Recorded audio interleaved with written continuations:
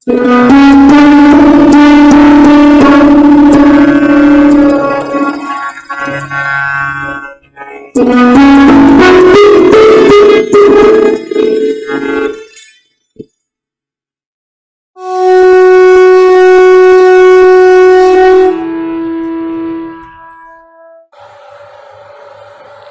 माता और बंधुओं, अभी एक भजन होगा और भजन के साथ साथ सभी भाई बहन अपने अपने इसका ध्यान करेंगे। कल बहुत डिटेल में बताया कि ध्यान कैसे किया। देखिए,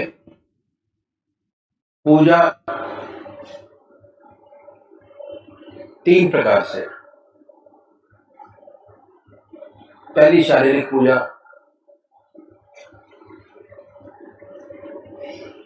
शरीर से। शरीर पूजा में लगा है, मन घर में लगा है।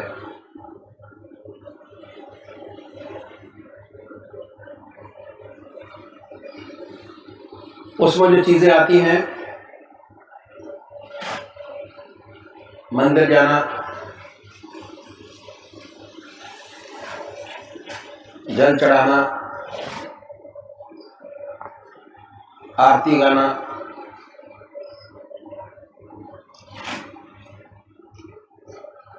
भगवान जी को नहलाना, शारीरिक पूजा। क्रिया योग,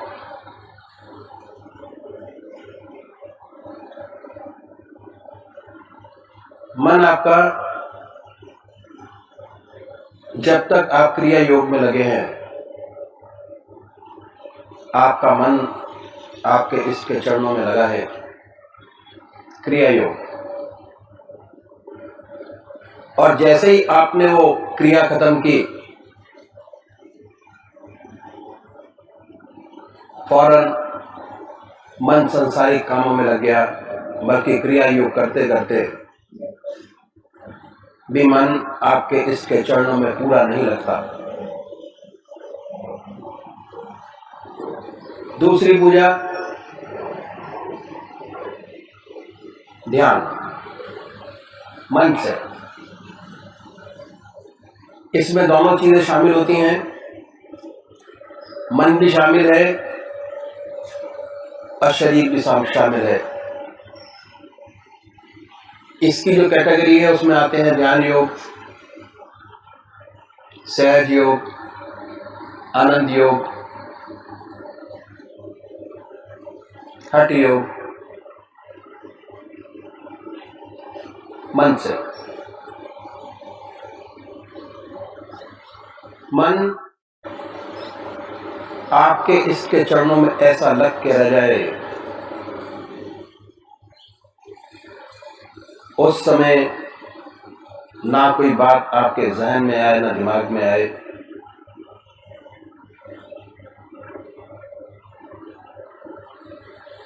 पूजा की गहराई अगर आपको प्राप्त करनी है तो अपनी पूजा में ध्यान योग को ऐड कीजिए। जब ध्यान शामिल करेंगे तो जितने समय आपका आपके इसके चरणों में ध्यान रहेगा, आनंदमय स्थिति पैदा होगी। ऐसी ऐसी चीजें जो आपने कभी जिंदगी में सोची नहीं होंगी, वो भी पूरी होती नजर आएंगी। मन आनंद में रहेगा, शांत रहेगा, कंसंट्रेशन बढ़ेगा जिस काम को करेंगे। जो काम पूरी कंसंट्रेशन के साथ किया जाता है,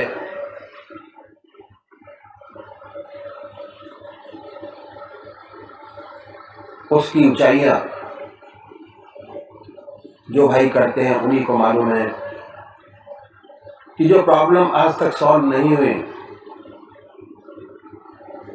ध्यान करने के बाद बड़े आराम से हल निकलता है और सांसारिक जीवन बड़ा सुखी और आनंदित होता चला जाता है।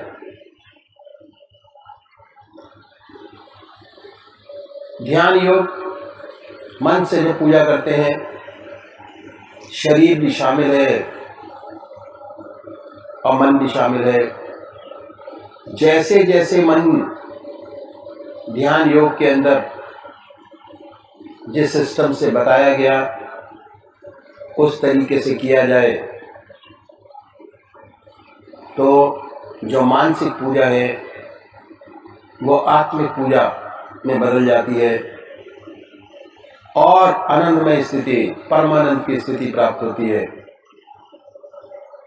तो करना शुरू कैसे है कि सबसे पहले निश्चित कीजिए कि परमात्मा की कौन सी मूर्त, कौन सी सूरत, कौन सी शक्ल, कौन सी मूर्ति आपको सबसे ज्यादा प्यारी लगती है। एक इसको चुनिए। इस एक नाम एक। उसके बाद ये महसूस कीजिए कि हमारा इस सह शरीर हमारे सामने विद्यमान है।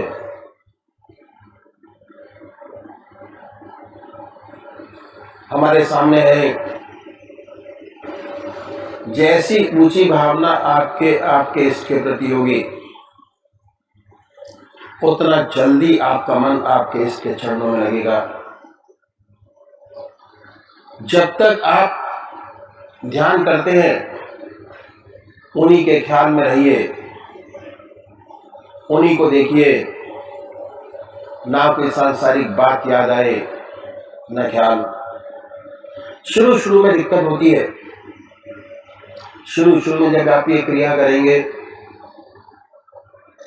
तो बहुत सारे विचार आपके सामने आएंगे। जैसे जैसे इस क्रिया में डूबते चले जाएंगे ध्यान योग के, वैसे वैसे विचारों में कमी आती चली जाएगी और एक समय ऐसा होगा आप होंगे, आपके इष्ट का ध्यान होगा, आपका इष्ट आपके सामने होगा। हृदय की हर धड़कन पर जो नाम आपका है, जो आपने चुना है, जो आपको सबसे ज्यादा प्यारा लगता है, उसको हृदय की हर धड़कन पर उच्चारित होते सुने। और जब तक ऐसा ना हो बड़े प्यार से अपने इष्ट के नाम को जिह्वा से ले सकते हैं। दूसरे वो भाई हैं जो निराकार भगवान के उपासक हैं। ओम, अल्लाह, वाहेगुरु, जीसस क्राइस्ट, गॉड, बड़े प्यार से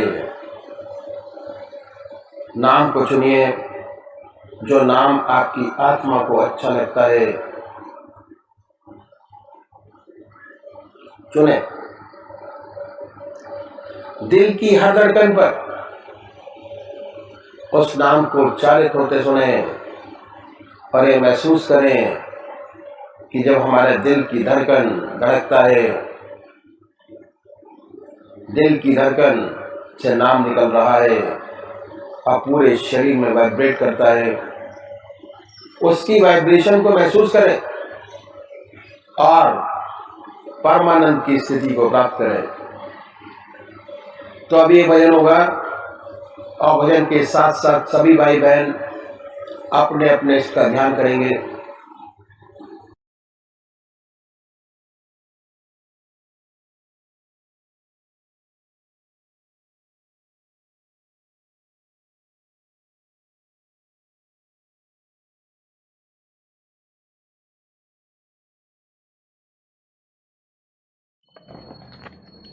भिखारी हूँ तेरे दर का, दया गुरुदेव कर दीजिए। भिखारी हूँ तेरे दर का, दया गुरुदेव कर दीजिए। पड़ी मझ धार में नैया इसी को पार कर दीजिए। भिखारी हूँ तेरे दर का, दया गुरुदेव कर दीजिए। सुना है तेरे इस दर पर दया की भीख मिलती है। सुना है तेरे इस दर पर दया की भीख मिलती है। मेरी झोली भी खाली है, मेरी झोली भी खाली है, इसी को आप भर दीजिए। भिखारी हूँ तेरे दर का, दया गुरुदेव कर दीजिए। दया से तेरी एक क्षण में हजारों पाप कटते हैं। दया से तेरी एक क्षण में हजारों पाप कटते हैं। खड़ा हूँ तेरे चरणों में, खड़ा हूँ तेरे चरणों में, चरण रज अपनी दे दीजिए। भिखारी हूँ तेरे दर का, दया गुरुदेव कर दीजिए। गुरु से बड़ा नहीं कोई, कथा वेदों ने गाई है। गुरु से बड़ा नहीं कोई, कथा वेदों ने गाई है। देर किस बात की गुरुवर, देर किस बात की गुरुवर, सहारा मुझको दे दीजिए। देर किस बात की गुरुवर, सहारा मुझको दे दीजिए। भिखारी हूँ तेरे दर का, दया गुरु देव कर दीजिए। तेरे चरणों में रहकर मैं भवसागर पार कर लूँगा। तेरे चरणों में रहकर मैं भवसागर पार कर लूँगा। कृपा का हाथ अब गुरुवर, कृपा का हाथ अब गुरुवर, मेरे भी सर पे रख दीजिए। कृपा का हाथ अब गुरुवर, मेरे भी सर पे रख दीजिए। भिखारी हूँ तेरे दर का, दया गुरुदेव कर दीजिए। पड़ी मझ धार में नैया, इसी को पार कर दीजिए। भिखारी हूँ तेरे दर का, दया गुरुदेव कर दीजिए।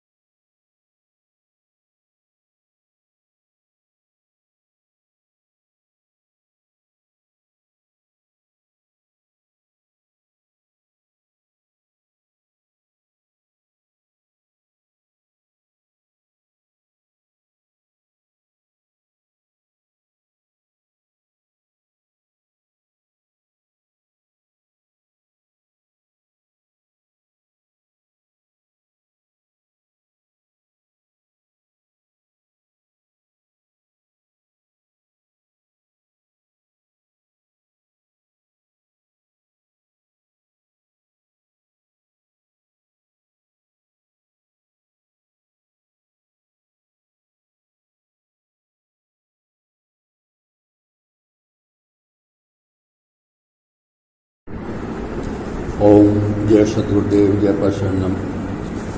श्री ब्रजमोहन वचनामृत परिच्छेद 12। बुजुर्गों के संस्मरण। स्थान जबलपुर, राइट टाउन, सन 1952। सुनऊ भरत भावी प्रबल, बिलख कहो मुनिनाथ। हानि लाभ जीवन मरण, जस अपजस विद्यात। आज तारीख 12/11/52 है। प्रातःकाल के 7:30 बजे हैं। सत्संगी भाई बहनों ने आराम प्रारंभ कर दिया।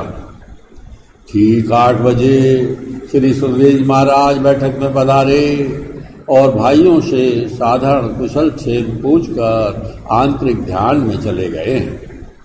धीरे धीरे सभी भाई ध्यान अवस्थित हो गए। कमरे में सन्नाटा छा गया है। आनंद धारा में सब गोते खा रहे। यह समय 1 घंटा बराबर चलता रहा। तत्पश्चात श्री सुखदेव जी महाराज ने आंखें खोली और बड़े ही मधुर कंठ से निम्रित भजन गाया। रघुवर तुमको मेरी लाज, सदा सदा मैं शरण तिहारी। तुम बड़े गरीब निवाज, पतित उदाहरण बिरद तिहारो। ईश्वरन सुनी आवाज, हो तो पतित पुरातन कहिए पार उतारो जहाज। अधखंडन दुख भंजन जन के यही तिहारो काज। तुलसीदास पर कृपा करिए भक्ति दान देहु आज। इसके पश्चात श्री सुखदेव जी महाराज ने फरमाया, देखो भाई, फकीर संत जन 3 बातों को अपना मित्र बनाते हैं। पहली प्रथम बीमारी, द्वितीय मृत्यु और तृतीय हक दरवेश।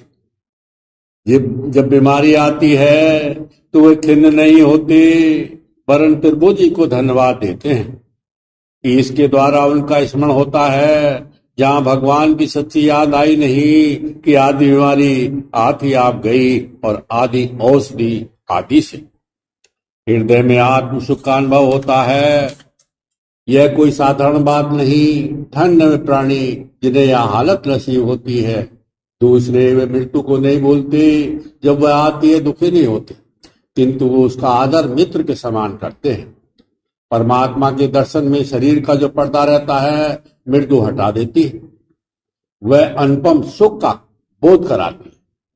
जब वे मृत्यु को ऐसा समझते हैं तो मृत्यु भी उन्हें बड़ी सरलता से ऊपर ले जाती है और शरीर छोड़ते समय जो दुष्ट है, पीड़ा सब साधारण प्राणियों को होती है, उन्हें नहीं होती।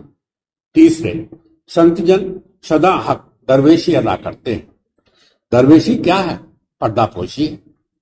दूसरों की बुराइयों को प्रकट नहीं करते, उन्हें छिपाते हैं। हाँ, यदि दूसरों के अवगुण प्रकट ना करें किंतु अपने भीतर उनके विषय में गुनगुनाते रहें, तो इससे तो कहीं बढ़कर यह है कि उन्हें खोल दें। क्योंकि इसमें केवल यही बात होगी कि दुनिया के लोग बुरा भला कहेंगे और हृदय तो हमेशा गंदा ना रहेगा। चाहिए तो यह है कि बुराइयां दिल में ना आवे, उनके लिए प्रार्थना करें और ईश्वर से उनकी भलाई चाहें। यही प्रेम मार्ग है। इसी से अध्यात्म में उन्नति होती है। आपने आगे फरमाया कि पूज्यपाद श्री लाला जी महाराज कहा करते थे कि हमारी लगन ईश्वर में इस प्रकार हो कि जब कभी लोगों के बीच में भी बैठे हों अथवा बाजार की गलियों में होकर जा रहे हों, सब कुछ देखते हुए कुछ ना देखें, सब कुछ सुनते हुए कुछ ना सुने। एकांत की अवस्था इतनी घनी हो कि बाहर की कुछ बातों का असर ना पड़े। हृदय में केवल परमात्मा की याद हो और सब विचारों से खाली हो। मन और वाणी से दुनिया के काम करें जो ईश्वर ने हमारे जिम्मे दिए हैं। इसके विपरीत जो लोग एकांत में निवास करते हैं परंतु सांसारिक बातों में उनका मन लगा रहता है, ऐसे लोग एकांत में भी बाजार लगाए बैठे हैं। प्रभु जी ऐसे मिथ्याचरण से बचाए। तत्पश्चात परम संत महात्मा श्री रघुवर दयाल जी महाराज का वह अमृत भरा उपदेश दोहराया जो उन्होंने सत्संग भाई को गंगा स्नान के कारण सत्संग में देरी होने पर दिया। सबसे प्रथम सोच आदि से निवृत्त हो, पाक साफ हो कि नियम की पूजा करनी चाहिए, नित्य की पूजा करनी चाहिए, वह बेला ना छूटने पाए। दिन निकलने से पहले ही पूजा समाप्त हो जानी चाहिए। यह तुम्हारे और ईश्वर के बीच की बात है।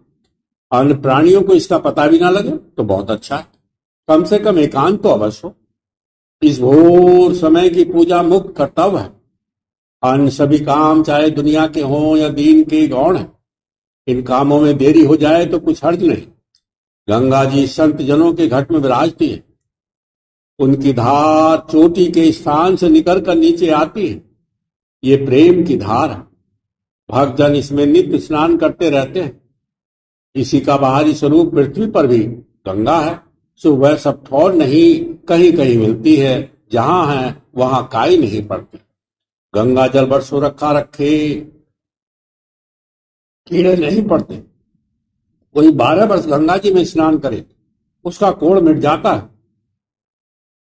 जिसने भीतर की गंगा में स्नान किया, उसे सभी जल गंगा जल प्रतीत होने लगते हैं। कहावत, जिसका मन जंग चंगा उसे कटौती में गंगा। बाहर की गंगा में स्नान करो तो ईश्वर के प्रेम में ऐसे तन्मय हो जाओ कि हम प्रेम की धार में। यह प्रभु जी के पाद पद्मों का प्रेम है जो जल रूप होके बह रहा है। ऐसी भावना से स्नान करो, बेशक तुम्हारे भीतर की गंगा भी प्रकट हो जावे। हमारे गुरु महाराज प्राय गंगा जी नहाने जाते थे। ऐसे घाट नहाते जहां कोई नहीं जाता। दिल निकलने से पहले घर आ जाते। किस भावना से नहाते, महात्मा की बात महात्मा ही जाने। प्रातः काल की पूजा तो स्नान गंगा स्नान ही है। दृष्टि तनिक महीन करो, देखो ना, किसी के धर्म कार्य में हस्तक्षेप ना करो। जिस भावना से जो गंगा जी में नहाते हैं, नहाने दो। हाँ, ईश्वर से प्रार्थना करो जो जिस रास्ते तुम्हें चाह रहे हैं उसमें उनकी श्रद्धा अचल हो और वे तुझे पाए। यह सबके लिए तुम्हारे हृदय से भावना उठे। हम तुम सब वैर विरोध के लिए नहीं आए हैं, प्रेम मिलाप के लिए आए हैं। जो ईश्वर से सच्चे मन से प्रेम करता है वह सबका है और सब उसके हैं। कोई बेगाना नहीं रह जाता। जवान से कहने की बात नहीं हो, ऐसी सचमुच हृदय में बीते। परम संत महात्मा रघुवर दयाल जी महाराज से एक समय एक सत्संगी भाई ने पूछा, महाराज, विचारों की मेरे मन में भरमार होती है, आजीज हो जाता हूँ, चित्त स्थिर नहीं होता, एक वृत्ति नहीं उदय होती, क्या करूं? श्री महाराज जी ने फरमाया, विचारों को आने दो, इनको क्या कोई रोक सकता है? हाँ, इनकी ओर तुम ध्यान ना दो। जैसे रास्ते में मुसाफिर आते जाते रहते हैं, कोई उनको रोक नहीं सकता। अगर कोई उनको रोकने की चेष्टा करे वह पागल गिना जाएगा। ऐसे ही विचारों की भरमार से विचलित ना हो। वे अपना काम करें, तुम अपना करो, दोष आता है उस पर ध्यान देने से। हाँ, इससे बचो। दूसरे जितना यदि तुम संसार के लोगों से मिलोगे और सांसारिक झगड़ों में पड़ोगे, उतना ही अपने हृदय को बाहरी बातों से दूषित कर लोगे। वे पूजा के समय तुम्हें विकसित करेंगे। इसलिए भक्तों को हुक्म है कि वे जरूरत का काम सबका करें, तन मन से सबके दुख दर्द में शरीक हो, परंतु मर्यादा के बाहर मेल मिलाप न करें। इससे वे अपना तथा दूसरों का सच्चा कल्याण करेंगे। इस प्रकार के जीवन से विचार जो पूजा में तंग करते हैं नहीं आवेंगे। हमारे पूज्य जनाब लाला जी महाराज का काम सभी प्रकार के लोगों के साथ पड़ता था, परंतु उन लोगों की संगति का प्रभाव उनके हृदय को कभी छू तक ना पाता। पदम पत्रवत जीवन बिताते थे। अपने प्रभु की याद में उनका चित्त निरंतर स्थिर रहता। सब व्यवहार परमात्मा की ओर से मानकर उसे करते। यह उनकी अधारणा थी। सब कुछ ईश्वर की इच्छा अनुसार हो रहा है। इससे उन्हें हार्दिक खुशी मिलती। श्री लाला जी महाराज दूसरों के हक का कैसा ख्याल रखते थे। जहां रहते वहां से कचहरी 4.25 मील की। उन दिनों इक्के का किराया 2 पैसे था। उन्हें केवल 10 रुपए मिलते थे। उसमें चाहते तो कुछ पैसा बचा ही लेते, किंतु वह कहते, मुझे दूसरों के हक का पैसा खर्च ना करना चाहिए। निदान वह अपने ऊपर कष्ट सह लेते, पैदल जाते, पैदल लौटते, और कहते ये पैसा दूसरे भाइयों के काम आएगा। कचहरी आते जाते 8.5 मील हो जाते। श्री गुरु महाराज जी का स्थान घर से 6 फरलांग था। इस प्रकार रोज लगभग 10 मील उन्हें चलना पड़ता था, परंतु सब कुछ भगवत की ओर से मानकर नित्य प्रसन्न बदन देख पड़ते। जो आत्म सुख बड़े बड़े सम्राटों को नसीब नहीं, वह वे नित्य अनुभव करते। इस प्रकार उन्होंने अपने जीवन को कसा था। बचपन में हमारे पूज्य पिताजी ने हम लोगों को ऐसी शिक्षा दी थी। घर पर सवारियां होते हुए भी पैदल चलने का अभ्यास कराया था। धन धान से संपन्न होते हुए भी शादी का जीवन बिताया था। कभी सुनहरे और रेशमी कपड़े पहना के घर से बाहर जाने का हुक्म नहीं देते थे। नियमित आहार देते थे। बेचा समय पर चटपटी चीज बाजार से कभी न खाने की आज्ञा देते। इन्हीं सब शिक्षाओं का परिणाम था कि वे पीछे समय के फेर से तंगी के दिनों में भी अपने कुल की मर्यादा पूर्ववत बनाए रखे। जब इस प्रकार का जब्त होगा, तभी कुशन के द्वारा पैदा होने वाले बाहर के दोषों से बचत होगी। तभी चित्त में स्फूर्ति और एकाग्रता आवेगी। धैर्य से काम लो, संकटों में घबराओ नहीं, सब काम सिद्ध होगा। सत्संग के जल से नित्य हृदय पटल धोते रहो। एक समय आएगा जब सभी विकार आत्म साक्षात्कार होने पर आप ही आप नष्ट हो जाएंगे। आत्मविद्या को छुपा रखने के विषय में श्री चचा जी महाराज ने, हमारे पूज्य पिताजी रघुवर दयाल जी महाराज ने फरमाया, मुझे तहसील अलीगढ़ में 27 वर्ष निवास करना पड़ा था। 15 वर्ष तो किसी ने कुछ न जान पाया कि मैं कुछ आंतरिक अभ्यास करता हूँ। 4-5 वर्ष तक तो घर में भी किसी ने न जान पाया। कोई जनाब लाला जी ने तो इतना छिपाया कि उन्हें तालीम देने की आज्ञा मिली तो पूज्य भावा जी ने जाना। इस प्रकार आत्मविद्या के महत्व को समझाकर श्री महाराज जी ने कहा, इसे बिना अधिकारी के अन्य के सामने फेंकना उचित नहीं। यह क्यों ना हो, योगीराज भगवान श्री कृष्ण जी ने इसकी ओर गुह्यतम मैं कह के संकेत किया। यह विद्या एक अत्यंत गोपनीय भेद है, जिसको संत जन आर्थ अधिकारी पाकर के प्रकट करते हैं, नहीं तो मौन रहते हैं। जब तक जिज्ञासु जनों में इसकी जिज्ञासा उदय नहीं होती, गुप्त रहते हैं। भगवान शिव जी ने पार्वती महारानी से इसका भेद तभी खोला था जब वह दीन दुखी हो उनकी शरण में आकर इसकी जिज्ञासा करने लगी और कहने लगी, यद्यपि जो सीता नहीं अधिकारी, दासी मन क्रम वचन तुम्हारी, गूढ़ तत्व न साधु दुरावही, आरत अधिकारी जह पावई। कठोर निषद में यमराज ने नचिकेता को उपदेश करते हुए यही कहा कि यह ब्रह्म विद्या अत्यंत दुर्लभ है। बिल्ले ही को सुनने को मिलती है, सुनकर बिल्ले ही उसे बोध करते हैं। इसका कहने वाला आश्चर्य रूप है, इसका समझने वाला भी आश्चर्य रूप है। जिन महापुरुषों ने उसे अनुभव से जाना है, वे ही कुशल अधिकारी को बुझा सकते हैं, अन्य कोई नहीं। यह तो हृदय की विद्या है, इल्म सीना है। एक रोशन हृदय दूसरे हृदय को रोशन कर सकता है। देरी अधिकारी बनने में, अध्यात्म विद्या के प्रदान करने में देरी नहीं लगती। यह आश्चर्य रूप संत सदगुरु ही से प्रदान करते हैं। जन्म जन्मांतर के पुण्यों के प्रभाव तथा भगवान के अत्यंत अनुग्रह से संत जन मिलते हैं। फिर सब बिगड़ाया जीवन सुधर जाता है। जीवन की परम ध्येय की प्राप्ति हो जाती है। क्योंकि समय अधिक हो गया था, श्री सदगुरु जी महाराज ने फिर वचन समाप्त किया। सभी सत्संगी भाई भी श्री सदगुरु जी महाराज को दंडवत प्रणाम कर अपने अपने घरों को चले गए। परमात्मा तू ही है।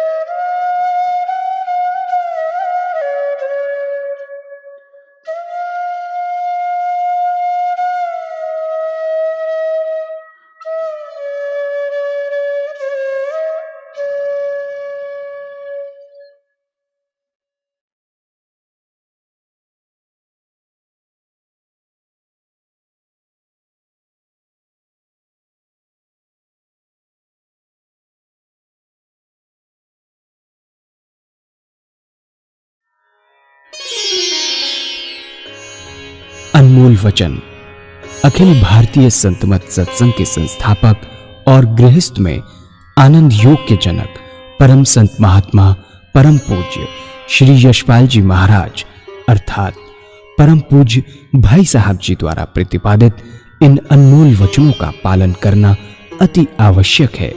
ये वचन हमारी गृहस्थ आध्यात्मिक साधना के लिए मूलभूत सिद्धांत हैं, जो इस प्रकार हैं। हम दुनिया की हर चीज की कीमत आंकते हैं, अपने मानव जीवन की कीमत भी जाने व परमात्मा की प्राप्ति हेतु साधना करें। मनुष्य योनि एक उपहार है, इसीलिए परमात्मा को धन्यवाद देते हुए आधा घंटा प्रातःकाल, आधा घंटा सायंकाल पूजा अवश्य करें। सत्संग, सतनाम व सद्गुरु को प्राथमिकता देते हुए इसी के आधार पर ध्यान योगाभ्यास अवश्य करें व गृहस्थ के कार्यों को परमात्मा का कार्य समझकर उसी की याद में संपन्न करें। हर समय यह ध्यान रहे कि गुरु कृपा द्वारा परमात्मा की पवित्र सत्ता का हमारी आत्मा में वास है, अतः मन में निरंतर अपने इष्ट देव का जाप करें। मान सम्मान की इच्छा ना करें व अपमान से दुखी ना हो। परमात्मा के अतिरिक्त किसी और का भय ना करें।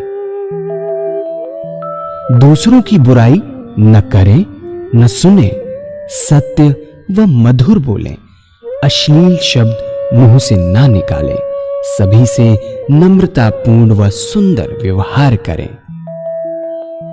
धर्म पत्नी के अतिरिक्त अपने से बड़ी से माता जैसा, बराबर की से बहन जैसा व छोटी से पुत्री जैसा व्यवहार करें। सांसारिक जीवन यापन की आवश्यकताएं अंतहीन हैं, इसीलिए अधिक से अधिक समय सत्संग में व धन परोपकार में खर्च करें। याद रखें, न स्त्री माया है, न धन दौलत, न ही परिवार। माया वह है जो हृदय को परमात्मा से दूर हटा दे। अतः निरंतर सत्संग और सद्गुरु की शरण में रहने का प्रयास करें। भोजन अपने इष्ट को अर्पण कर प्रसाद रूप में परमात्मा की याद में करें। रात्रि में सोने से पहले अच्छे बुरे कार्यों का आत्मनिरीक्षण कर उसका समुचित पश्चाताप करते हुए ध्यान करें व प्रभु की गहरी याद में ही विश्राम करें। परमात्मा तू ही है, तेरी इच्छा पूर्ण हो।